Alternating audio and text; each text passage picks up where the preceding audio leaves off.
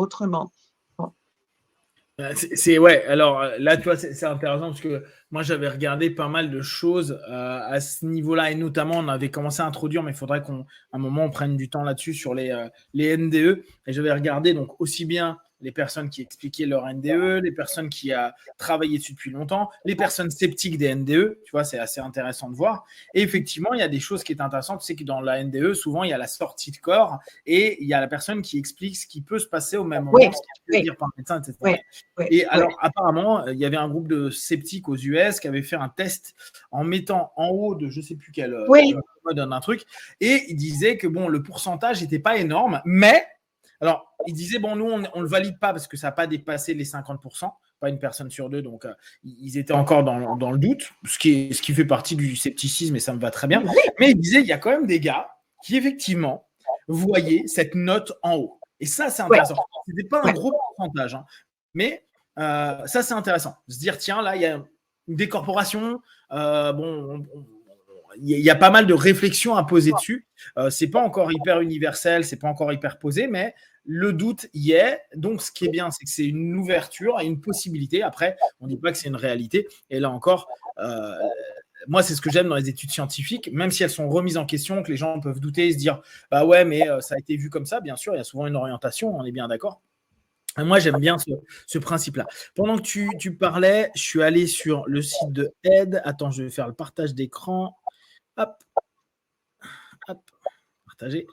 Et sur le site de Aide, c'est celui-ci. Prime ESP for Business Success. C'est celui-ci dont tu parlais? Non, ça c'est un cours. Il y avait un livre qui a été édité. Il n'a pas une liste de livres là quelque part? Et attends. Où est-ce qu'ils sont ces livres? Ça doit être dans le shop, non? Home Studies ou Silva Books. On va voir ça. Donc ça, oui, silvaesp.com, c'est le site de Aide. Oui, je crois. Alors, tu peux descendre? Oui, bien sûr. OK. Non, c'est pas c'est celui-ci, non? For Business Success. That's it. ESP for Business Success. C'est pas la même chose. OK. Donc, ça, c'est un livre qui a été écrit justement par les gens en Silva. Mais le livre dont je parle était... Je crois qu'il n'est plus... C'est pas celui-là? Le Sales Power? Non, Sales Power, c'est juste pour les hommes qui font la vente, le marketing.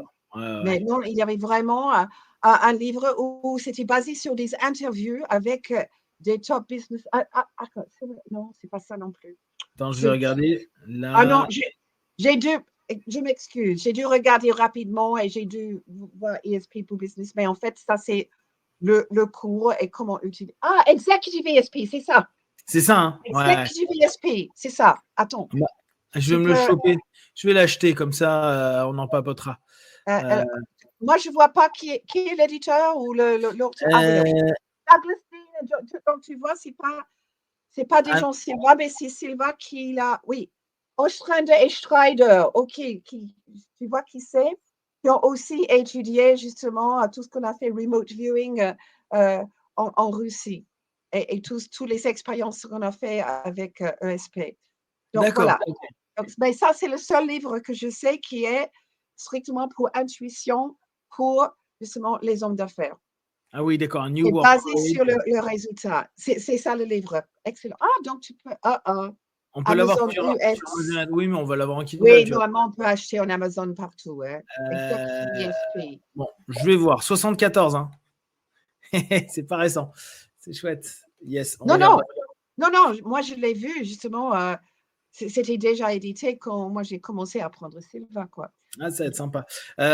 J'en profite parce que on vous avait parlé là des newsletters. Donc, ça y est, il l'a mis en ligne. Vous pouvez le trouver sur le site Silva ESP, là. Et là, ici, il y a Mind Control Newsletter. Et donc, c'est les 30 ans de newsletter, là. Et c'est ça qu'avec Lee, on va se poser dessus un moment et vous faire des retours sur des sujets et articles qu'on trouve intéressants à ce niveau-là. Yes. Revenons sur le... Hop, attends, je te remets en normal, j'arrête le partage. revenons sur l'intuition. Donc, donc, il y a un cours qui a été mis en place. Ça, c'est intéressant. La semaine dernière, tu me disais qu'en fait, c'est des éléments que Laura a rajoutés dans le cours de base initialement, c'est ça? Justement, c'est pour ça qu'on l'a appelé 505. Parce que, en fait, c'est toujours parti du cours de base, mais le cours de base qui était modifié et présenté de nouvelle façon après le décès de José. Donc, Laura Silva a voulu le moderniser un tout petit peu et le mettre en fait en deux parties séparées pour que ça soit plus facile à faire en portions séparées. Donc, ce qu'elle appelait le SLS, Silver Life Systems, était presque identique à 101, 202, sauf elle a mis là-dedans le laboratoire et les conseillers à la fin. Et puis, en 303-404, là, elle a appelé SIT, Silver Intuition Training. Mais en fait, c'est identique à 303 et 404, sans le laboratoire et les conseillers, mais avec des exercices en supplément. Elle a aussi mis un exercice en supplément en SLS. Donc, à un certain moment, elle voulait que tout le monde dans le monde fait SLS, SIT, mais en Europe, la plupart des instructeurs ont resté quand même avec le BLS, le Basic Lecture Series, qui était la version originale. OK. Donc, finalement, elle a dit, OK, vous pouvez continuer avec ça. Il y avait aux États-Unis SLS, SIT, et ici en Europe, il y avait BLS, et puis il y avait un peu un mélange. Et je me suis dit quand même, c'est dommage parce que moi, j'ai suivi en fait la certification pour enseigner SLS, SIT au cas où justement on serait obligé de changer. Heureusement, on n'a jamais dû. Donc, je sais de quoi il s'agit et j'ai trouvé que les exercices supplémentaires étaient vraiment très chouettes. Et aussi, il y avait des exercices de pratique qu'on avait introduits. On a fait, par exemple, un exercice, on se mettait en face de quelqu'un qu'on ne connaissait jamais et on les a décrits, leur style de vie. Donc, c'était vraiment un exercice en cold reading parce que la personne était en face de nous. Et les gens étaient époustouflés à quel point, justement, on a trouvé des trucs. Mais en fait, ça m'a fait rigoler un peu parce que moi, j'étais en face d'une jeune femme qui, tout de suite, elle se met devant moi en position lotus dans la chaise. Elle est très flexible. Et je dis, bon, j'ai l'impression que tu aimes faire le yoga. Oh, comment tu l'as su? C'est une évidence quand même. Mais il y avait autre chose où on a eu l'impression d'inventer et ça correspondait. Donc, il y avait ça. J'ai dit, c'est dommage qu'on ne peut pas mettre ça dans le BLS.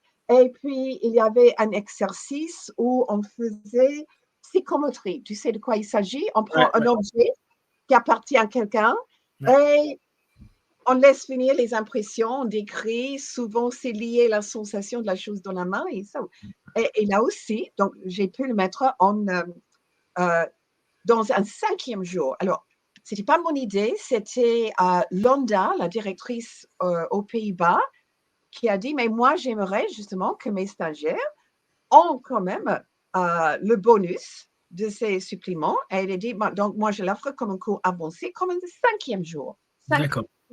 5, voilà. Et moi, je l'appelais Silver Intuition Training parce que si quelqu'un suit le 5e jour, ils peuvent aller aux États-Unis avec un certificat SIT. Donc, ils ont fait, en fait, le total aux États-Unis. Voilà. D'accord. Ah oui. C'est clair, hein? C'est devenu un peu compliqué. Et puis, donc, il y a tous les nouveaux exercices. Il y a un peu sur la mission, mais ça, c'est un peu quand même en Silver Manifesting. Il y a un où on fait le zoom, on part de quelque chose, on va dans l'espace et on revient et on va vraiment, donc on va vraiment du maximum au minimum et en vrai au niveau des quarks et de l'énergie à l'intérieur. Donc, il y a cet exercice-là, il y a la mission ou le but de la vie, il y a, attends, c'est quoi les autres exercices? Il y a Hollow Viewing, qui est en fait juste une version du miroir de l'esprit, mais d'autres possibilités. Donc, plusieurs choses différentes. Et puisque Londa avait inclus quelque chose, un jeu de métaphores, j'ai dit, OK, je vais essayer et j'ai adoré. Parce que le métaphore ouvre, on peut dire que ça ouvre l'intuition, en fait. Ça ouvre les possibilités qu'on n'a pas considérées selon ce qu'on sait déjà de cette chose et ce qu'on considère doit être la chose. Donc, et le jeu de métaphores, pour ceux qui n'ont aucune idée de quoi je parle, on prend un problème, par exemple, j'ai un problème dans ma relation avec mon mari. OK. Si ton mari était un chien, quel type de chien serait-il? Et si ton mari était une fleur, ou une plante, et si ton mari était un livre, et on explique. Et tout d'un coup, ça ouvre, on voit la chose de tout à fait un autre angle. Et on se rend compte, mais en fait, si c'était un chien, je ferais ceci, je ferais là avec lui, mais je garderais quand même le chien, je ne l'ai pas à lui donner à quelqu'un d'autre. Et on comprend beaucoup plus de choses. Donc, pour moi aussi, c'est bien lié avec l'intuition. C'est intéressant le principe de métaphore. Hein. Alors, pour les personnes qui connaissent un petit peu, on le retrouve bien sûr en hypnose assez régulièrement. Les copains de l'éricksonien sont ceux qui l'ont vraiment développé. Il y a dans le clean language, on retrouve aussi tout ce travail de métaphore. Un des points qui est important à prendre en compte, si vous suivez bien, là je reprends la casquette hypnose, quand j'ai une problématique et que je l'ai hyper rationalisée, souvent je l'ai hyper analysée, je me suis pris la tête dessus et je ne trouve pas de solution. L'intérêt de la métaphore, c'est que ça permet de contourner le facteur de jugement. En fait, vu qu'il n'y a plus de logique, ou en tout cas je diminue ma notion logique pour aller sur des choses qui sont plutôt liées à ce qui se passe dans mon subconscient, c'est-à-dire mes mémoires à long terme, mes valeurs, mes croyances, l'ensemble de mes émotions, l'ensemble de mes patterns, de mes schémas automatisés, je vais dès lors symboliser une exploitation de tout ce que je suis, j'ai et je perçois sur une image. Et de là, je sors de la logique hyper logique, du point de vue hyper logique des choses pour lui donner une forme et un formalisme qui va me permettre de voir des choses différemment. Et effectivement, là, on pourrait se dire, on retravaille complètement avec cette notion qui ne passe pas par la logique, même si après elle est retraduite par la logique, mais dans l'absolu, on a vraiment cette notion expansive de l'intuition qui peut énormément aider les personnes parce que ça permet de complètement changer son paradigme de perception et donc de possibilités et d'ouverture d'options qu'on ne voyait plus parce qu'on était fermé dans un truc de c'est comme ça et donc. Et ça, c'est hyper intéressant. J'aime beaucoup aussi, j'avais trouvé que c'était intéressant. J'ai retrouvé, moi, attends, je fais un partage d'écran. Hop, partage. J'ai retrouvé le cours que j'avais pris, moi. C'était celui-là. C'est le Silva Life System qu'elle avait fait. Ça, c'était celui qu'elle avait à l'époque quand elle était encore sur Mind Valley. Et effectivement, tu vois, tu as ça, donc les 4 étapes, maudit. Ah oui, et alors tu avais tous les. Ça, c'est les trucs de base. Hein. Mind Body Management, Healing Problem Solving, donc tout ça, on connaît. Hein.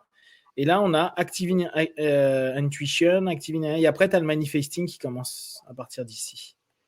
Donc, c'est vrai que dans ce cours-là, elle avait mis un peu d'intuition et un peu de manifesting. Et elle a un autre cours que je dois avoir aussi qui était manifesting. Hop. Oui. Alors, moi, je donne le cours manifesting comme un cours avancé après Silva. Et de tout ce que Laura a fait, moi, je trouve ça, c'est vraiment génial.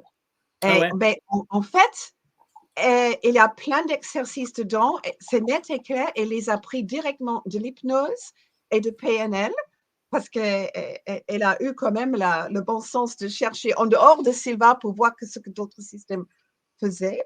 Mais elle les a, moi je dis, elle les a sylvafiés, c'est-à-dire elle les a adaptés pour qu'on puisse donner dans un cours à un groupe qui sont en alpha et on a des bons résultats. Et justement, ça m'a cassé un peu une opinion que moi j'avais qu'on ne pourrait pas faire une vraie régression à la cause, par exemple en groupe, il fallait être… Et là, effectivement, j'ai trouvé quelque chose de mon enfance qui était vraiment très pertinente. J'ai trouvé dans l'exercice, je l'ai trouvé complètement par surprise. Et j'ai dit, waouh, ça marche. Donc, pour les gens qui ont fait hypnose et PNL, ils vont reconnaître, mais je trouve que c'est aussi très intéressant de montrer en fait comment on peut faire ça disponible pour tout un groupe. Un groupe qui connaisse justement comment entrer rapidement en alpha. Ouais. Alors, tout ce travail d'intuition, justement, pour ceux qui n'ont pas fait les cours 505, pour ceux qui sont en basique. Donc là, on a eu des nouveaux diplômés, et encore bravo à vous ce week-end. Et pour les personnes qui se disent, tiens, je veux développer mon intuition. Pour toi, ils peuvent travailler ça en bossant des cas. Ou est-ce que tu as d'autres idées? Est-ce que, par exemple, je sais pas, moi, je me dis bien, tu peux t'imaginer juste avec le miroir de l'esprit. Aujourd'hui, je me vois comme ça en train de galérer à avoir de l'intuition. Je travaille dessus, je vois pourquoi je crois que je ne peux pas avoir d'intuition, pourquoi je crois cette notion-là. J'efface, tac, je travaille, je change la couleur, je mets mes miroirs blancs, tac, et là, qu'est-ce qui se passe, etc., etc. Je peux le travailler comme ça. Est-ce que tu as des idées pour les gens en utilisant les outils basiques, voilà, ceux des 4 jours, pour qu'ils prennent confiance dans leur intuition, développent leur intuition, outre les cas, travailler avec les cas si vous avez possibilité de le faire. Mais est-ce que tu aurais d'autres idées? Tu vois, moi, j'avais ça, par exemple, avec le miroir de l'esprit, mais tu as peut-être, toi, d'autres idées? Demander au verre le soir, je sais pas, qu'est-ce que… Le verre d'eau! Le verre d'eau est magnifique pour développer ça. Donc, quelquefois, tu vas avoir un vrai flash, ou oui, je sais, mais quelquefois, quelque chose se passe qui te montre, en fait, c'est un signe, mais qui crée les signes? Enfin, ça, c'est aussi notre subconscient qui, justement, va diriger notre attention vers quelque chose que lui sait déjà. Donc, mais je trouve que la technique du verre d'eau aussi, ça développe beaucoup. Et on peut faire des choses simples comme on est au téléphone avec quelqu'un qu'on va rencontrer, mais qu'on n'a pas encore rencontré, et imagine tout simplement à quoi il ressemble. Et puis comparer avec ce que tu vois quand tu les rencontres, etc. Donc, il y a plein de choses qu'on peut faire. Mais vraiment, le meilleur, c'est le travail des cas parce que là, on a le feedback et on valide le point de référence tout de suite pendant qu'on est toujours dans le même état. Ça, c'est extraordinaire. Alors, je reviens sur le fait là qu'on reparle des cas. N'hésitez pas à partager des cas. Mais vraiment, n'hésitez pas. Plus on aura de cas, plus les personnes, même dans 1 an, 2 ans, 5 ans, 10 ans, s'ils viennent sur le fichier, ils pourront voir. Au pire, tiens, qu'est-ce que je vois? Je fais la méthode du calendrier, j'arrive à telle date, c'était en 2000, on est en 22 maintenant, hop, c'était en 2022, je suis en 2024. Ok, c'est pas grave, je suis dedans, qui est cette personne ou quand, comment, je me connecte, qu'est-ce que je vois, qu'est-ce que je ressens? Intuition, qu'est-ce qui se passe? Et même… si peut-être la personne, il s'est passé ce qui s'est passé en 2 ans de temps, il n'y a plus cette notion-là, ça vous permet de voir si vous arrivez à vous connecter, à faire confiance. Et c'est un des trucs qui est bien là sur la version américaine. Ils ont ça depuis, ils ont 10 000 cas. Donc en fait, avant de tout user, on a de quoi faire. Alors bien sûr, les dates, elles reculent de plus en plus, mais là n'est pas l'important. L'important, c'est que vous puissiez régulièrement proposer des cas. Alors d'autant plus actuelles, comme ça, les personnes qui sont actuellement intéressées par Sylva, qui sont déjà en train de travailler sur les cas, peuvent bosser, aider, interpréter, partager, développer leur intuition. En fait, tout le monde est gagnant. La personne qui peut-être ne va pas au mieux et les personnes, Sylva, qui ont envie d'apprendre, développer, qui ont cette confiance et cette conscience. Parce qu'un des points qui est important, et là je le rappelle parce que c'est quelque chose qui m'a toujours marqué et on vous l'a déjà dit, mais beaucoup de personnes, quand ils sortent de Sylva, ils adorent, ils sont fans, ils font plein de choses. 6 mois plus tard, on repapote avec eux et déjà, on sent qu'il y a moins cette énergie parce qu'il y a eu moins de mise en pratique parce que la vie, quoi. Et je trouve ça dommage. C'est pour ça que si vous pouvez nourrir aussi avec des cas, et on connaît tous des copains, des parents, des collègues qui vont pas très bien et à qui on peut dire, est-ce que tu as envie qu'on travaille sur toi, sur ton insomnie, sur, je sais pas, ton mal de tête persistant, ton truc, etc., etc. Personne, et Ellie vous le disait en cours, personne vous dira non, mais non, moi je suis pas bien et ouais, non, en fait, je vais rien faire parce que je m'en fous. Au pire, ça fonctionne pas et elle s'en fout, la personne. Et au mieux, il y a un mieux et nous, on aura un feedback à se dire tiens, peut-être que parmi le travail qu'on a fait, peut-être, là, on n'est pas en train de dire on est dans le juste, mais il y a un feedback en tout cas.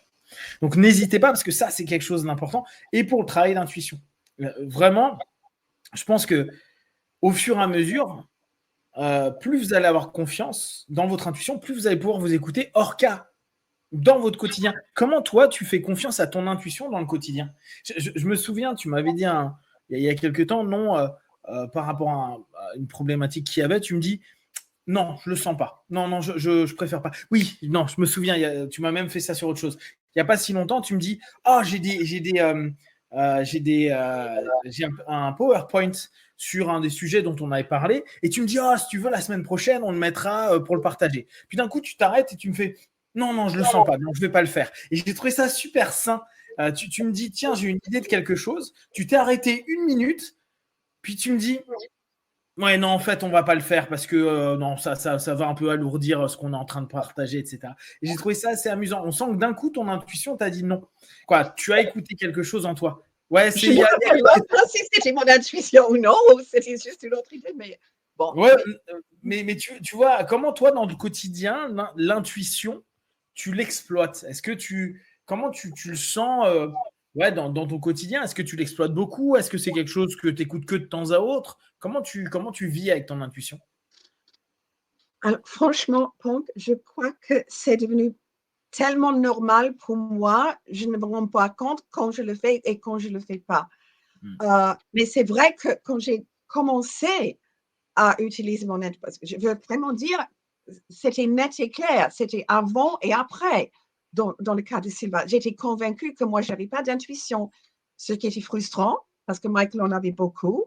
En Australie, j'étais même membre d'un groupe de voyants qui disaient si, lis-tu là? Non, je ne trouve pas. Et tout d'un coup, il y avait des petits incidents presque tous les jours où j'avais une intuition, j'ai pu suivre, j'ai pu avoir la méditation. C'était presque comme si mon subconscient voulait dire, tu vois, lis, toi aussi, tu peux le faire. Donc, après un moment, j'ai accepté. Mais quand est-ce que je fais alors, je peux dire que j'ai toujours des moments où je dis, est-ce que c'est vraiment mon intuition ou c'est juste justement un sentiment, une peur, un doute, etc. Mais je peux dire que même José Silva disait que lui, par exemple, quand il dépendait sur son intuition, il y avait des moments où il n'était pas sûr. Mais il y avait ce qu'il disait, que c'est quand même, il y a au moins 80% où je sais que mon intuition est correcte et 20% où je ne suis pas sûre. Okay? Donc, Bien, ouais. même José ne pourrait pas dire 100% certain tous les mots. Et c'est pour ça qu'on a des points de référence. Alors, pour moi, c'est quand j'entends une voix qui chuchote sur mon oreille droite. Et là, presque, là, je peux dire 100%, c'est correct. Et il y a d'autres moments, quelquefois, il y a un petit, je peux dire, c'est comme un petit feu rouge qui dit, oh, attention, danger. Et si j'ai ça, j'arrête et je dis, alors, qu'est-ce que ça veut dire? Qu'est-ce que je n'ai pas remarqué? Mais je commence quand même à réfléchir logiquement. Mais si je n'ai pas le feu rouge, quand même, souvent, j'évite un danger ou un risque que je n'avais pas considéré auparavant. Donc, mais comme je dis, je fais plus tellement la distinction maintenant aujourd'hui quand j'utilise et quand je n'utilise pas. C'est vrai, c'est devenu un peu naturel. Ouais, tu vois, c'est là où c'est amusant. Il y Je ne a croyais vraiment... pas à 30 ans que j'allais pouvoir dire ça quand même.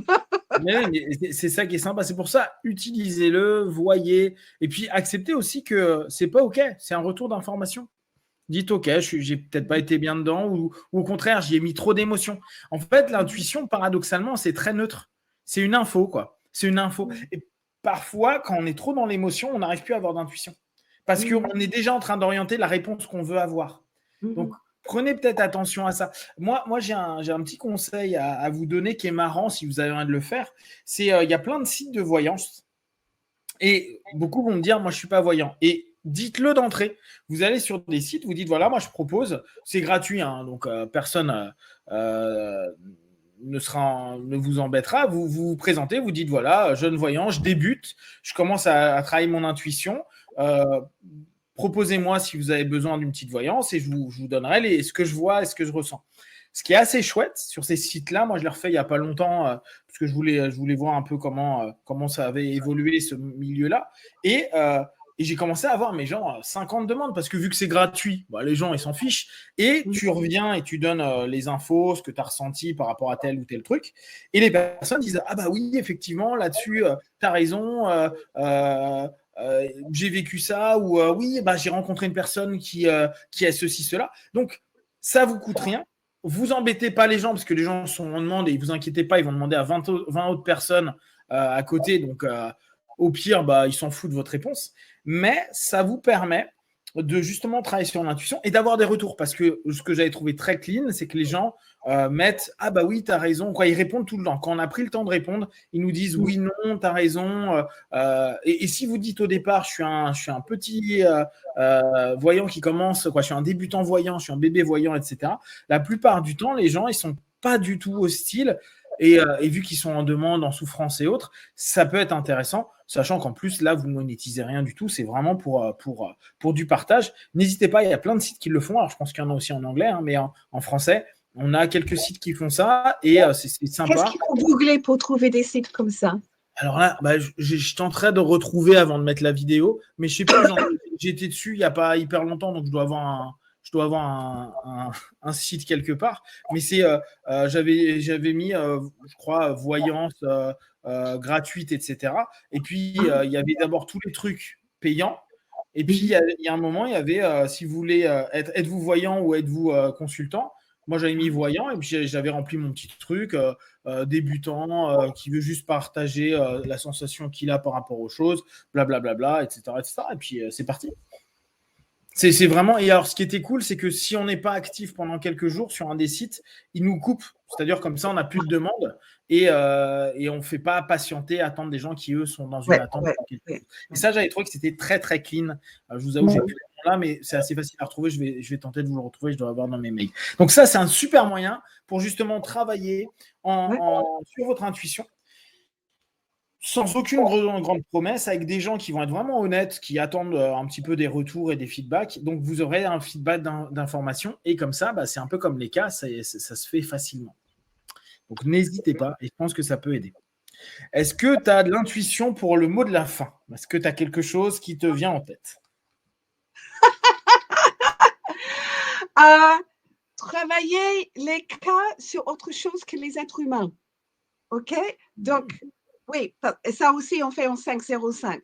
Travailler un problème émotionnel, un problème relationnel, un problème business ou un appareil qui tombe en panne, etc. Et justement, parce que quelquefois, les gens sont un peu, justement, les gens qui sont malades, etc. Mais tout ce qui est un problème, on peut travailler comme un cas. Je rappelle, on peut avoir un vrai feedback aussi. Je rappelle ce que Lee avait donné. Alors moi, parce que dimanche, je me suis connecté au moment où elle parlait de ça et je trouve que ça va très bien pour conclure un petit peu sur l'intuition et justement conclure sur l'intuition des éléments non vivants. Problème avec sa voiture, Lee voit piston, Michael dit, j'imagine Mercedes à l'époque, c'est certainement le piston. Ils disent non, pas de problème de piston. C'était dans le frein et il s'avère qu'il y avait un piston dans le frein qui, lui, débloquait et donc, Lee avait vu juste dans la notion de piston. C'est juste que ce n'est pas le type de piston qu'on pourrait penser initialement. En fait, ils pensaient tous que c'était les freins et ils ont trouvé dans le maître-cylindre. Le maître-cylindre, oui. Oui, et littéralement à l'inverse, comme je l'avais vu. C'était incroyable. Et là, j'ai très peu de points de référence pour les voitures. Pour les voitures, ouais. Non, mais c'est là où c'est amusant. Hein. Et à l'époque, je me souviens, on en avait papoté avec Michael. Bon, c'était moins intuition qu'un truc, un gros n'importe quoi qui était arrivé. On avait rigolé avec. Il suffit de se mettre en alpha et parler à sa voiture pour qu'elle démarre. Et je sais plus, moi, pour la 25 millionième fois, ma voiture démarrait pas. Et je me dis non, pas aujourd'hui, là, il faut pas. Et je me mets en alpha et je commence à dire, allez, si ça marche ce truc, ça doit marcher sur ma voiture. Alors j'y croyais, tu vois. Alors entre croyance, mon croyance, il devait être à 40%, tu vois, genre, ouais, bien sûr, avec ma pensée, je vais faire que mon moteur redémarre, tu vois, le truc. Et coup de bol, mais alors, il y a un coup de bol, hein, après, elle a pu redémarrer, mais elle a redémarré, juste pour que j'aille faire mon truc, je la repose, je me dis, c'est bon, elle marche, je l'arrête, elle fonctionne plus. Je fais, ok, bon, bah. Et j'avais trouvé ça drôle parce qu'on en avait parlé avec Michael qui m'avait dit oui, tu sais qu'on peut. Bon, alors ça arrive pas souvent, mais il y a des moments, alors coïncidence, on s'en fiche de quoi, mais parle à ta voiture et tu vas voir, il y a des moments, elle est sympa, elle t'écoute. Et il m'avait fait rire parce que lui, avec la Mercedes, il m'a expliqué qu'il avait eu plein de trucs comme ça et j'avais trouvé que c'était assez amusant. Donc, faut. Comme d'habitude, et on revient souvent sur ça en fin, parce que moi je pense que c'est la clé, pratiquer, pratiquer, pratiquer. Si ça foire, bah tant pis, au pire, bah, ta voiture elle démarre pas et puis tu vas avoir le mécano et c'était pas la fin du monde, hein, c'est juste embêtant à cet instant T. Tester, au pire, bah moi ça m'est arrivé une fois que j'ai réussi, hein, parce que je peux vous dire que ma moto elle est souvent tombée en panne. J'avais beau lui parler, elle n'a pas redémarré, hein, mais bon, c'est comme ça. Mais par contre, une fois, en vraiment me concentrant, en mettant le truc, j'étais pareil sur de l'intuition. J'ai eu des moments où je me suis dit, allez, là, fais confiance à ce qui arrive. Et effectivement, j'étais plutôt vraiment dans le juste par rapport à ce que j'avais senti. Maintenant, là encore, il y a des fois, bah, je suis complètement à côté de la plaque et c'est pas grave. C'est pas parce que ça passe pas à chaque fois qu'il faut pas le faire. Faites-le, faites-le, faites-le. Et plus vous allez le faire, plus il y aura des stats qui seront intéressantes pour vous et plus vous pourrez valider et mieux vous serez. Et si ça passe pas, n'hésitez pas à aller sur les groupes Silva, à demander à des instructeurs, à du monde qui connaît, à des personnes qui sont un peu plus anciens dans ce milieu, qui ont beaucoup pratiqué, parce qu'ils vont peut-être vous dire, ils vont peut-être avoir eux un truc, alors en reprenant peut-être la méthode de base ou peut-être en vous donnant un petit truc en plus qui va faire ah mais oui, je ne m'étais pas rendu compte que je faisais pas ceci ou cela. Et ça peut être important aussi parce que tout simplement il y a des moments où on modifie un peu et ça marche pas parce que on regarde à gauche plutôt qu'à droite ou inversement, bref, mais on en reviendra plus tard. Voilà. Une dernière petite chose, Lee, ou c'est bon? Non, c'est bon, c'est bon. Comme tu dis, pratiquer, pratiquer, pratiquer. Toujours et encore. Le violoniste qui demande au chauffeur de taxi comment j'arrive à Carnegie Hall. Pratiquer, pratiquer, pratiquer. Exactement. Mais c'est ça. Hein. C'est là, gardez ça en tête et faites-le avec plaisir. Hein. Pratiquez vraiment avec le plaisir, c'est un gros plus. Voilà. Si vous avez des questions, des remarques, vous les partagez sur Facebook, YouTube. Comme d'habitude, on y répondra le plus rapidement possible. Comme d'habitude, de tout ce qu'on propose, ne prenez que ce qui est bon et juste pour vous. Testez, observez, analysez et concluez. Be one. Merci à vous.